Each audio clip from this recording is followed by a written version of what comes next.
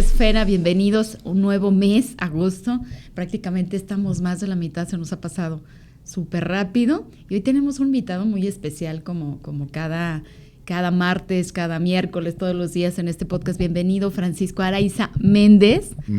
Él es un líder muy importante del Sindicato de los Trabajadores de la Salud, que el día de hoy nos acompaña y viene a platicarnos un poco sobre qué hace un sindicato y qué hace un líder ahí, y sobre todo cómo los acompañas a los trabajadores de la salud. Bienvenido, Paco.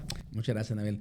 Obviamente, gracias por la invitación, gracias y felicitarte por tu recién también nombramiento como presidenta del Consejo.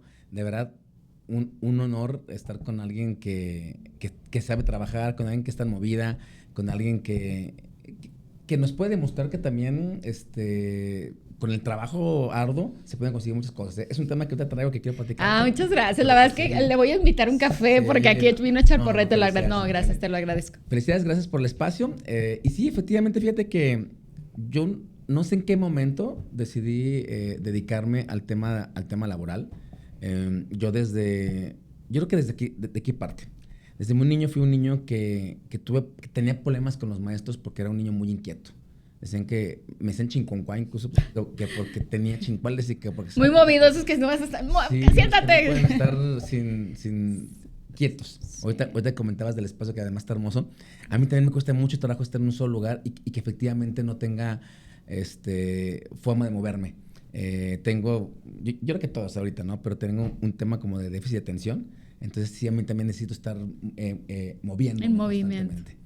Yo desde muy chiquito, pues vengo de una familia con 5 hermanos, somos 6 hijos, y desde muy pequeño era trabajar todo el día. Mi papá tenía 3 trabajos, mi mamá vendía menudos, vendía en la tarde, cosía, tejía, pues una cocina económica. Entonces toda la vida fue trabajar. Yo fui cerillito en el Parián, ¿recuerdan?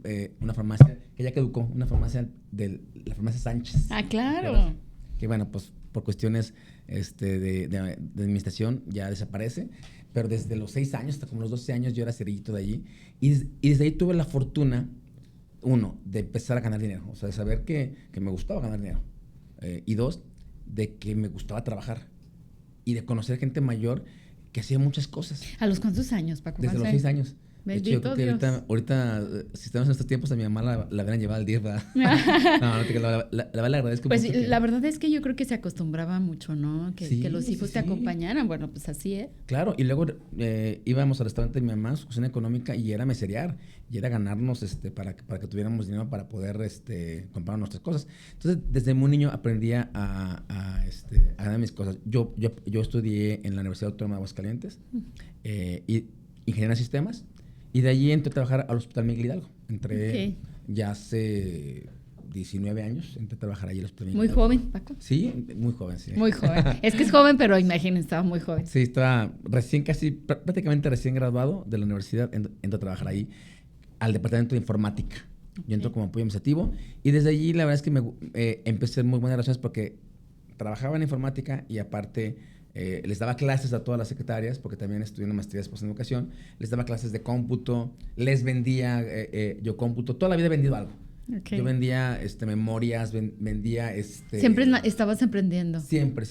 Ajá, siempre algo nuevo que salía era, sobre todo por el ámbito tecnológico, me iba a los salones de la universidad a venderles memorias USBs, venderles lo nuevo que salía. Y tuve esta ventaja, que fue como que en ese cambio generacional, donde todavía no era tan fácil acceder a la tecnología, claro.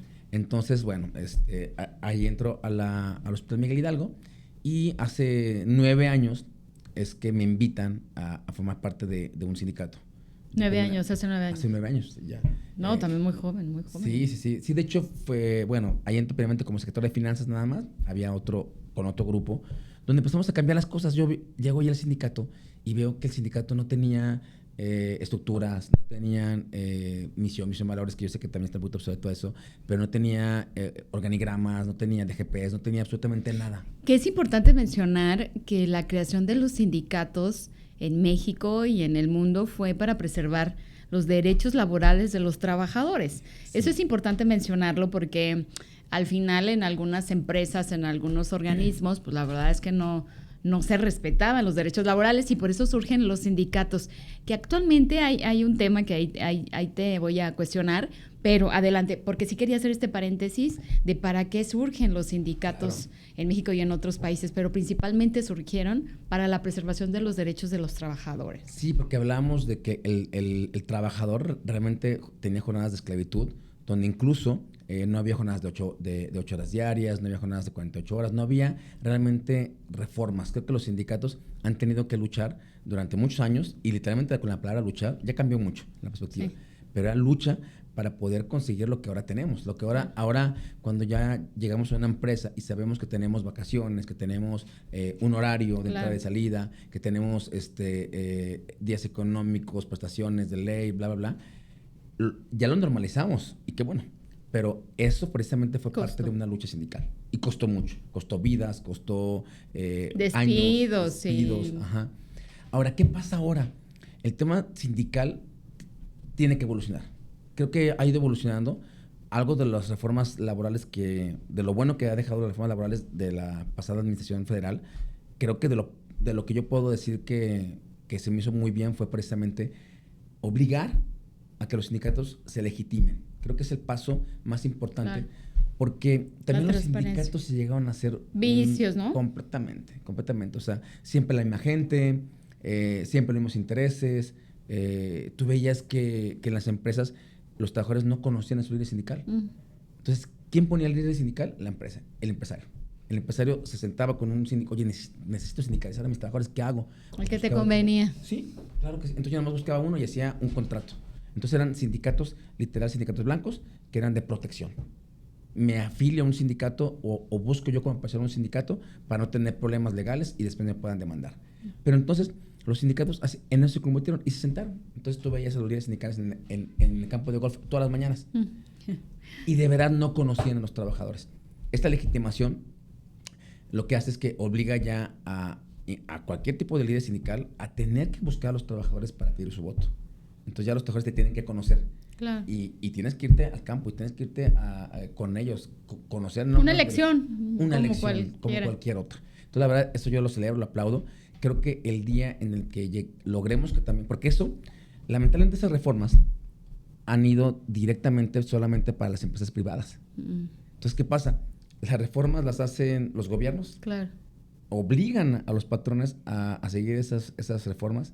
Pero ellos no lo siguen, pero no necesariamente se siguen acá de este lado. Sí, de hecho platicábamos hace unos días con la Secretaría del Trabajo y un poco decíamos pues estas incongruencias también que surgen en algunos organismos o en algunas instituciones, ¿no?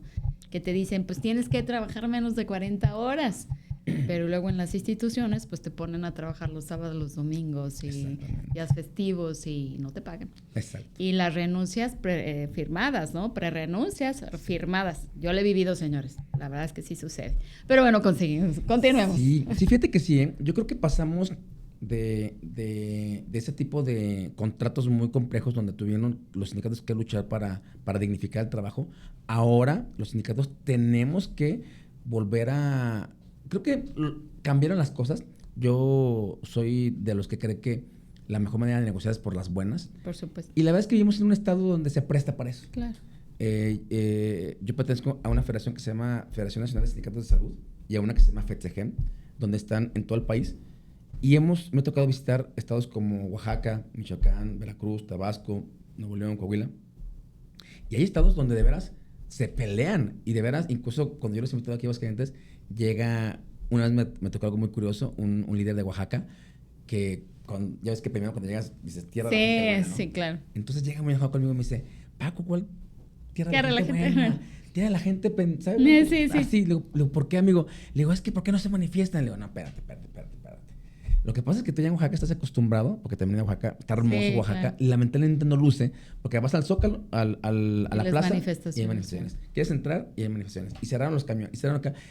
Pero lamentablemente, o sea, la misma sociedad juzgamos demasiado eso. O sea, los primeros en juzgar cuando una persona se manifiesta es la propia sociedad, porque nos perjudican a mí. Sí. Porque si yo un día cierran aquí Avenida Universidad y es mi camino habitual para ir a casa, yo como sociedad me molesto. Oye, es que ya llegué tarde, mendigos flojos, bla, bla, bla, porque mejor deberían ponerse a trabajar, bla, bla, bla. Y lamentablemente, insisto, yo creo que vivimos en un estado que se gobierna solo, que vivimos muy bien. Que así que así se vive, así se mide la gobernabilidad, ¿no? Exactamente, El tema de paz social. Una estabilidad laboral muy buena, pero, insisto, creo que también ha sido porque aquí también nosotros mismos, la misma sociedad, somos los que a veces estamos en contra de que nos manifestemos cuando un sector es vulnerado. ¿Qué pasa cuando realmente, o qué necesitamos cambiar? La unidad. Creo que algo que yo he querido fortalecer mucho en mi tema sindical es que la única manera de que podamos conseguir cosas es uniéndonos.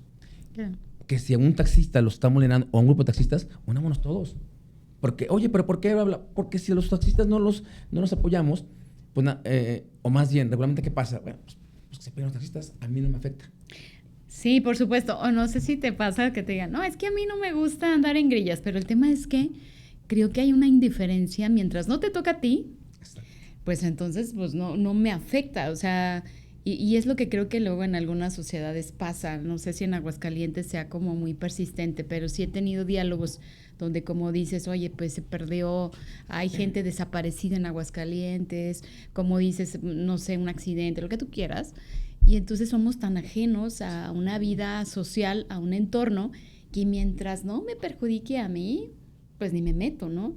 Y la verdad es que yo creo que también lo hablaban los gobiernos y los ciudadanos, yo creo que donde participa la sociedad, creo que es como vamos evolucionando. Cuando hablas de estas negociaciones que han tenido los trabajadores, las empresas y obviamente el gobierno, pues es negociar y es dialogar y es como dices, pues es manifestarte. O sea, si a ti no te acomoda o ya hay abuso en tu empresa, pues tienes que decirlo. Claro, y ver quién más. Y como dices, pues es que si aquí somos 10, pues algo ya no está bien. Exacto. Pero si somos 20, pues está peor.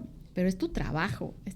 Es donde, pues de ahí sacas para tu familia. Como decías, hay muchos jóvenes también que estudian, trabajan y hacen todo lo posible por salir adelante. Yo creo que lo ideal es que estos sindicatos, el órgano de gobierno y la sociedad, pues sí estemos como muy en conjunto viendo que las sociedades evolucionan, ¿no? Siempre estamos diciendo, pues, ¿a quién nos queremos parecer? Pues no que nos queremos parecer, pero sí tener una vida donde haya tranquilidad, donde haya equidad, donde podamos ir a las empresas y tener un respeto, ¿no? Un respeto como trabajadores. Y a costa de que, ahorita comentabas esto del enajenamiento, sí, nos hemos hecho completamente ajenos a todo lo demás. Yo la verdad también te he seguido tu trabajo periodístico y me he fijado que eres muy crítica. Sí. Y a pesar de todo, o sea, sí he visto de repente tus cuentos y digo, mírala, qué valor para poder hacer. De verdad, eso lo admiro mucho porque la gente tiene valor de hacer las cosas. No, la verdad es que creo que, mira, yo creo que es importante, yo creo que a veces se pierde.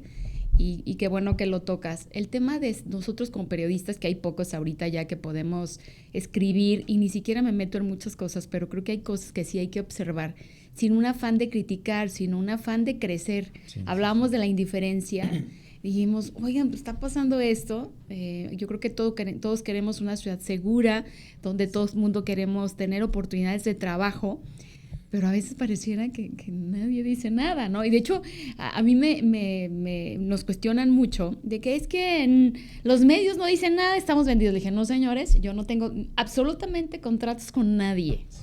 Y el poder hablar, yo creo que se confunde con una mala crítica. Creo que cuando los gobiernos o los entes que estamos expuestos a una crítica no escuchamos, creo que ahí ya nos perdimos, ¿no? Porque si decimos que todo está bien, pues algo decían, cuando tú estés en un lugar donde dices todo está bien, salte de la sala porque no estás creciendo. Exacto. Sí, te acercas mucho. Hoy te comentabas eso, precisamente nos pasó. En el tema, hablando con el tema de empatía y con el tema de que tienes que mover. En la pandemia, que pasó hace apenas unos pocos años, que fue algo que movió completamente el mundo, como que, y que todavía no recuperamos, todavía ahorita seguimos pagando. El tema de depresión y de ansiedad está más fuerte que nunca. Esta es la pandemia de hoy. Sí. Y poco se habla de esa pandemia. Pero en esa pandemia, precisamente fue lo que pasó. Empezó a morir mucha gente, los hospitales estaban llenos, empezó a morir gente de los hospitales, los trabajadores empezaban a morir. Y ahí fue donde tuvieron que verse afectadas gente cercana para que la gente nos movilizáramos. Allí en el Hospital Miguel Hidalgo somos más de 1,500 trabajadores y tuvimos que alzar la voz porque de verdad nos estábamos muriendo. Se moría nuestra gente Y si no se morían los trabajadores, se morían nuestros familiares. Los familiares. Llevamos el virus a nuestras Sí. casas. Murieron muchísimos familiares. Y tuvimos que empezar a exigir que nos dieran equipo de protección personal, exigir que tuviéramos atención dentro del hospital. No nos quieren atender en el hospital. Y los horarios laborales. Los horarios también. laborales. La gente, además de que se infectara del propio virus, la gente, muchas enfermedades a causa de, como tenían que meterse a una terapia con Sí. los trajes, porque aparte fue un manejo que no conocían bien. Claro. Ahorita ya Será nuevo, se ¿no? maneja muy Sí. diferente. Pero allí era con un miedo el ponerte un equipo de protección personal que te cubría todo y no te lo quitabas hasta una larga jornada, se aguantaban las ganas de orinar y Sí. eso generó muchas infecciones urinarias en mujeres, Sí. sobre todo en mujeres, alopecia, ansiedad, burnout. O sea, fue un tema muy complejo. Y fue el momento en el que más nos hemos unido como trabajadores. Pero hasta que no costó vidas. Sí, ¿Sabes? tristemente. Hasta que no costó vidas, porque incluso cuando recién inició la pandemia, la propia sociedad también nos criticaba. Tú recordarás que llegó a haber casos en los que algunas enfermeras que iban a las camiones les aventaban cloro, les aventaban agua. Sí, se me acuerda. Porque decían, no, viene a un hospital. Entonces, O no las en sus casas, ¿no? Ajá, Incluso no las exactamente. dejaban entrar a la sus casas. propia sociedad criticaba a que nos manifestáramos. Ya después cuando empezó a ver y empezamos a concientizar a la gente, vas a llegar aquí a este hospital, si te enfermas vas a llegar aquí y vas a ser atendido por nosotros. Como que cambió el chip, y la sociedad se volvió con nosotros. Pero a veces es muy complicado generar esa unidad entre la gente. No es tan sencillo. No somos tan empáticos, vivimos ensimismados, vivimos en un mundo donde hoy escuchaba que, por ejemplo, cada vez son más largos los trayectos. Aquí en Aguascalientes, nosotros presumíamos de ser una ciudad, pues, Donde te movías en 10 minutos. Aquí 10 minutos, ajá. Ya no. Y eso cada vez es más largo ese trayecto. Y si ahora vienen una empresa que se va a extender aquí al doble de trabajadores, Ujú. pues también se tiene que invertir en movilidad, porque parte de la dignidad de los trabajadores también es el tiempo que tardan en llegar de su casa a su trabajo y de regreso. O sea, la realidad es que mucha gente pasa 8 horas trabajando, pero otras 2 o 3 o 4 horas En moverte. en moverse de su casa al trabajo. Y llegas ya en la noche, ya no ves a tu familia. Exactamente. Esos son muchos temas que si pensamos como sindicatos que ya la tenemos facilita, ya nada más es calmar a la gente, estamos muy equivocados. Hay muchísimo por hacer, mucho por ganar, para dignificar. Hay mucho por hacer en el tema sindical. Aquí en Aguascalientes, insisto, hemos logrado que varios sindicatos de todos tipos nos unamos. Constantemente nos estamos reuniendo, gente que tiene que ver con salud federal y estatal, gente que tiene que ver con la industria, con la industria automotriz, con la industria hotelera, gente de educación. Entonces, nos unimos constantemente para platicar, y la verdad es que hemos generado una buena empatía. Yo te ayudo, tú me ayudas. Claro. Y eso creo que va sumando. Yo sigo pensando que en medida de que la sociedad en general se una con empresarios, sindicatos, gobiernos, sociedad, las cosas deben de cambiar. Paco, y bueno, hablando de, tú eres la voz prácticamente, bueno, no prácticamente, eres la voz del Sindicato de los Trabajadores de Salud. Si tú tuvieras en este momento la negociación de una de sus demandas más importantes, ¿cuál sería? O sea, en este momento, si hubiera una demanda, ¿cuál es? Que es la uno de los trabajadores de la salud. Muy buena pregunta. Te voy a decir dos, pero la uno yo creo que dignificar y que se les pague según la función que realizan. ¿Qué está pasando? Todos hablamos mucho de justicia y nos preparamos para estudiamos administración, que tiene comunicación, sistemas, etcétera, con la finalidad de ganar mejor. Okay. En salud, creo que tenemos muchísima gente muy preparada. Anteriormente, el médico estaba muy preparado y los demás los veían como apoyo. Okay. Incluso la enfermera un apoyo empírico, que había estudiado nada más hasta secundaria preparatoria y se había hecho empíricamente enfermera. Como el que el doctor el top y ya los demás eran como sus asistentes. Ándale, algo así. Como ¿Qué pasa ahora? Ahora los enfermeros están muchísimo más capacitados incluso que algunos médicos, porque tienen especialidades, o sea, se la pasan estudiando. ¿Y cuál es el problema? Que ellos sí entendieron que había que capacitarse, entendieron que tenían que crecer, y sus sueldos siguen siendo como auxiliares. O sea, el sueldo sí incrementa en negociaciones anuales, pero su código por el que se la pagan sigue siendo el mismo. Es como, insisto, como si tú estuvieras de manera vertical y que te siguieran pagando con lo mismo, o sea, con el mismo sueldo que tuviste en tu primer empleo, tuviste toda la vida. Y eso es lo que pasa en salud. Creo que es la primera demanda. Y bueno, tú me preguntaste una, te quiero decir dos. Okay. Dos, que haya más oportunidad. Hay mucha gente que, lamentablemente, para poder tener acceso a una plaza, laboral, sí, a una plaza, llegan a pasar muchos años, 5, 10, 15 años para poder tener esa estabilidad laboral. ¿Tenemos capacidad para que más trabajadores de la salud puedan estar en esta área? O sea, ¿sí, Aguascalientes sí tiene capacidad? Sí, capacidad instalada sí. Capacidad instalada sí, porque incluso se vienen creaciones de más hospitales, eso ya lo hay más. Sí. Ajá. Una vez se llegó a comentar, incluso el presidente de la República decía que no había capacidad en México. ¿Cómo no? Aparte que tenemos las mejores universidades de México, donde salen excelentes médicos, donde salen, lo que te comento, enfermeros. Ya no tenemos por todos lados licenciados en enfermería que se están graduando, tenemos químicos, biomédicos, trabajadores sociales también cada vez que se separan más. Entonces, personal capacitado sí lo tenemos. El problema es que no hay la suficiente oportunidad. Y vaya. Pero, a ver, pero oportunidad ya instalada, o sea, me refiero como a estas plazas que ya hay en Aguascalientes. O sea, ¿sí somos suficiente Aguascalientes en demanda laboral, por así decirlo, para todo este sector que actualmente está en Aguascalientes, o no cumplimos? Las plazas no las hay. No las hay. Y comentarlo, ¿no? Porque luego se concursan, ¿no? Las plazas. Ajá, pero ¿cuál es el problema? Todo eso es recurso federal. Ok. Digo, no quiero entrar en un tema político, ¿no? Pero sí ha habido mucho recorte de fuera. Entonces, las plazas siguen siendo las mismas plazas de hace muchos años. Entonces, para que un trabajador pueda acceder a una plaza, no es que las haya y no se las quieran dar. No es que las haya y que no se convoquen o que no se entreguen. Es que no hay. O sea, hay una cantidad mínima de plazas y para que yo pueda acceder a esa plaza, necesito que alguien se jubile, renuncie o se muera. ¿Y qué pasa? Como cada vez es otro tema, como cada vez los temas de pensiones son peores, o cada vez nos obligan a jubilarnos cada vez más grandes, sí, pues cada vez se jubila menos la gente. Entonces, hay ahorita un gran tema que no hay desocupación de plazas, por lo tanto la gente no accede a plazas. Fíjate que a mí me tocó un caso, que lo voy a comentar aquí, de una persona cercana que era trabajador de primer nivel del IMSS y no tenía seguro social durante muchos años. O sea, era impresionante. Como hablando de los derechos laborales, y lo despidieron. Y se acaba el contrato y buscaban esas partes. Y digo, es la incongruencia total de cómo una institución que da garantías en temas de salud, esa persona no la tenía. Y se fue sin nada. Y entonces es importante también, yo creo que ahorita que nos comentes, por ejemplo, ahorita cuánta gente está en el sindicato y sobre todo cómo llevan a cabo sobre todo el tema de la preservación de la justicia laboral. Supongo que en el Hospital Hidalgo, que es su totalidad, pero ¿cómo llevan esta justicia laboral, Paco? Buena pregunta, fíjate, ahorita solo comentabas de esa injusticia, nada más para puntualizar, te doy toda razón, y ¿qué crees? La culpa, uno pensaría que la culpa es de los directivos, de los gobiernos. La culpa yo creo que ha sido de los sindicatos.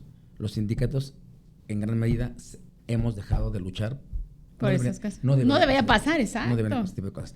Ya del tema de acá de la gente. Sí, fíjate, en el Hospital Miguel Hidalgo hemos logrado tener una muy buena paz laboral. ¿Cuántos son ahorita en el 1500. Sindicato? ¿Y los que no están sindicalizados? Bueno, sindicalizados son 1,100 y sin sindicalizar son alrededor de 400. Okay. ¿Por qué no están sindicalizados? Porque no me lo permite a mí la Ley Federal del Trabajo ni mi contrato colectivo. Todo sí, porque luego es suplentes. Sí, claro. Ajá. Que sí tengo que reconocerlo, hacen un excelente trabajo. Pasan a veces... Que es un tema como de equilibrio en la empresa, bueno, sí, en los organismos. Exactamente, porque son los que tienen que cubrir cuando un trabajador no falta. O sea, tiene que haber ese equilibrio, pero sí, tristemente para ellos, las condiciones no son tan buenas como uno quisiera. Sí. Entonces, ¿cómo hemos mantenido esa estabilidad? Uno, creo que con mucha transparencia. Dos, hemos logrado que precisamente el sindicato tenga ese peso con la autoridad y que no se vulneren derechos. Hay empresas, hay lugares, hay dependencias en las que con la mano en la cintura despiden gente. Sí. Y acá te puedo decir que al menos en el Hospital Miguel Hidalgo no lo permitimos. Es más, ahorita te digo, llevo 6 años ya como secretario general y no recuerdo el último despido. No recuerdo de verdad el último despido que haya realizado el hospital. ¿Cuántos años dura, Paco, por ejemplo, que tú estés al frente del sindicato? Cumplimos 6 años justo este año y tuvimos una ampliación histórica y terminamos sí o sí ya el próximo trienio, en el 2028. ¿Te refrendan o cómo es este proceso? Como un tipo de actualización. Hay las mismas reformas o los mismos estatutos te permiten poder ampliar tu periodo. Ajá, exactamente, y ya buscar después ya las elecciones. En el 2028 habrá elecciones, pero creo que esto fue porque precisamente hicimos que cambiamos por completo los derechos. Nuestro contrato colectivo, que somos el único hospital que tenía contrato colectivo en el estado, pasara de aquí a acá. O sea, nuestras prestaciones eran muy básicas y en los últimos 5 años se triplicaron nuestras prestaciones. Eso es lo que pretendemos hacer, eso es lo que tenemos que aspirar a hacer en todo el estado. Claro, las garantías. Condiciones generales de trabajo, que haya contrato colectivo, porque en muchos lugares no los hay. Y por ejemplo, que nos platiques a lo mejor un caso que nos dices que no ha habido un caso de despido, pero algún caso que tú hayas tenido que resolver en un tema de injusticia laboral, en un tema, no sé, porque luego en el tema de las negligencias se me hace un tema interesante también, de cómo les llegan esos casos a ustedes, de cómo lo resuelven, o si son negligencias o que es una negligencia para evitar que les llegue a ustedes. Sí. ¿Cómo tratan esos temas? Mira, vivimos también en una época en la que la gente tiene demasiado poder por tener un celular. Por supuesto. Y en la época en la que todo el mundo se siente que tiene algún contacto y se siente poderoso y se siente influyente. Entonces, precisamente llegan, de hecho, yo estuve muy en contra de una reforma que se hizo, precisamente donde empoderan a la gente. Entonces, llega mucha gente que se siente influyente y nos pasó con un caso con un doctor que precisamente se fueron contra de él, que porque llegó su niño con temperatura y que no le quiso que lo dio de alta y que no le quiso dar medicamento. Yo tengo hijos y cuando mis hijos tienen temperatura yo sé que les tengo que dar o paracetamol o ibuprofeno, ¿no? Sí. Para empezar. Y bañarlos. Y bañarlos también. Y si tengo y soy influente, pues lo puedo llevar también con mi pediatra particular. Pero bueno, no. Llegamos a un hospital público, se fueron completamente en contra de él y ya le querían levantar una acta administrativa. Dije, no, espérense. Aquí primeramente tienen que escuchar a ambas partes. Nosotros nos opusimos, movimos gente y dijimos, aquí, si efectivamente el médico generó un problema grave que realmente no lo quiso atender porque no quiso, pero la verdad, revisamos sus notas médicas, lo revisaron a tiempo. Hay un sistema que se llama traje, donde se evalúa al paciente. El enfermero mide con qué gravedad llega, ¿no? Obviamente, para cuando llegas tú como un familiar con un paciente, todo es grave, ¿no? Pero ellos tienen sus parámetros. Temperatura, saturación. Miden varias cosas y ven, a ver, en verde no es tan grave. Puede esperar hasta 1 hora. En amarillo es un poco grave, máximo media hora. En rojo, urge, pasen los minutos. Ellos lo miden. Entonces, eso pasó. Entró por trash, lo revisó el médico, le dio su atención, le dio su receta. Entonces, cuando revisamos que había hecho todo en orden, dijimos, esto no puede pasar. Ha pasado otro tipo de casos, al contrario, donde hemos visto que por una negligencia llegó a fallecer esto no fue en el Hidalgo, fue en otro hospital para allá, por el poniente del estado. Es que luego el tema es que con ustedes es que es la salud, siempre digo. Es mucho. O sea, es la vida. A diferencia de otros trabajos que trae el carro, se descompone, pero exactamente, aquí es salud. Lo que sí te puedo garantizar es que al menos desde nuestro sindicato y desde nuestra perspectiva, lo que hacemos es que no defendemos cosas que de veras no son justas. Sí, lo indefendible, la responsabilidad. Buscamos defenderlo, buscamos apoyarlo. Cuando es algo indefendible, le damos las armas para que se vaya demanda, lo que tengan que hacer, pero políticamente no nos movemos. Cuando es algo justo, desde aquí, hacemos lo que tengamos que hacer para. Pero siempre, 1, al diálogo y 2, a la unidad. Porque los cambios no lo hace una persona, los cambios no los hace el sindicato. Los cambios los hace un sindicato cuando tiene el respaldo de la gente. Y eso es lo que también nosotros hemos buscado mucho que la gente entienda. Por mucho que tengas buena labia tú como líder sindical, hábil en convencer gente, si claro. No tienes la gente, claro, no ganas absolutamente nada. Pues esos son los liderazgos, ¿no? Al final los liderazgos son quienes mueven a la gente y que tienen esta, pues entre comillas, pues debe de ser la congruencia de lo que se dice con lo que se hace. Y bueno, retomando esto de los liderazgos, Paco, ¿cómo te ha ido como líder? Con las críticas, con los aplausos, ¿cómo se vive desde el liderazgo, ser el líder de un sindicato tan importante como es el de los trabajadores de la salud. Sí. Bueno, que estás expuesto, ¿verdad? Pero Sí. ¿cómo lo vives tú? O sea, de que nos platiques un poquito cómo en estos 6 años, cómo lo has vivido. Me pregunta fuerte. Y ¿sabes qué? Se complicó, se hace más público cuando empiezo a buscar precisamente ese crecimiento e irme ya no solamente con la gente de salud, sino con la gente del Estado, con la gente del Congreso. Porque anda en todos lados, señores. ¿Saben cómo lo ven todos resolviendo la vida de todos? Buscando llegar. Fíjate que creo que lo que me ha mantenido mucho es mi familia. Mi familia y mi grupo muy, muy cercano de amigos. Creo que son gente que no está en el medio, que es gente... Ayer veía precisamente un podcast donde comentaban que, por ejemplo, que si tú tienes un amigo obeso, tienes hasta un 70% de posibilidades de convertirte. Sí, claro. Si un amigo son tu reflejo las 5 personas. Se divorcia, tienes 57% más de probabilidades de tú divorciarte. O sea, así, ¿no? Entonces, mi ventaja es que mi círculo cercano no está en el medio. Mi círculo cercano no trabaja para ni en sindicatos, ni en gobierno, ni nada. Son gente completamente ajena a esto, que me habla porque soy Paco, el güey que jugaba con ellos en la preparatoria, o el que se iba de peda en las universidades. De amigo, vaya. De amigos, literalmente de amigos. O sea, no ha cambiado esa relación ni por un puesto, ni porque puedan conseguir algo de mí o yo de ellos. Y creo que eso es lo que a mí me ha ayudado mucho a mantenerme, a que las críticas, creo que también no hay crítica mala. Como decíamos, bueno, hay que tomarla bueno y hay que aprender de bueno. Creo que también, algo que también me ayuda mucho es que dices, bueno, malo cuando no hablan de ti. Si no hablan de ti es porque no estás haciendo nada. Creo que cuando pasas completamente desapercibido es porque no eres importante para nadie. Entonces, cuando empiezan a hablar de ti, creo que es una buena señal, ¿sabes? Ahora, que de lo que hablen de ti, tratar de que la mayor parte sea cosas buenas, qué bueno, y ojalá. Y eso se plancha, ¿no? Eso se trabaja, eso tú puedes, o cualquiera puede hacer que alguien hable mal de ti. Y eso hasta se paga para que alguien hable mal de ti. Pero para que mucha gente hable bien de ti, claro, eso no hay dinero, ni hay no hay nada que lo mueva. Entonces, yo creo que, como dices tú, lo que habla bien de ti son tus hechos, el cómo te aportas con la gente, el conocer a la gente. O sea, yo ahí tengo lo que me gusta, que dependencia de la que voy, hospital que voy, desde Juanito, que es el que está allí en la vigilancia, hasta Martita, que está en trabajo social, hasta Conchita, que es la que está en enfermería, en justicia externa, a todos los saludo exactamente igual. Entonces, eres un excelente negociador. Me gusta negociar, no me considero excelente negociador. Excelente negociador. Pero me gusta negociar y me gusta, sobre todo, creo que lo que más me gusta hacer es ser empático. O sea, ver que un cambio que yo pueda hacer influye no nomás en una persona. Claro. Y si le va bien a 1,000 o a 5,000 o a 10,000 personas, por supuesto que te va bien a ti. Y creo que esa parte... Se te regresan las cosas. Se regresan las cosas. Vamos a preguntarle a Nati cuántos minutos nos quedan. Se nos acabó el tiempo, Paco, qué rápido. La verdad es que nos da mucho gusto tenerte y nos encantaría que después vayamos desglosando tema por tema. Hablamos de los temas importantes para el sindicato. Obviamente el tema salarial, se vienen inversiones importantes para el Estado. Hablamos de la infraestructura, del servicio, creo que es un tema bien importante que se da en Aguascalientes, las urgencias que también son importantes, y que nos acompañes. Ya nos estaríamos aquí organizando. También me encanta este tema de emprender.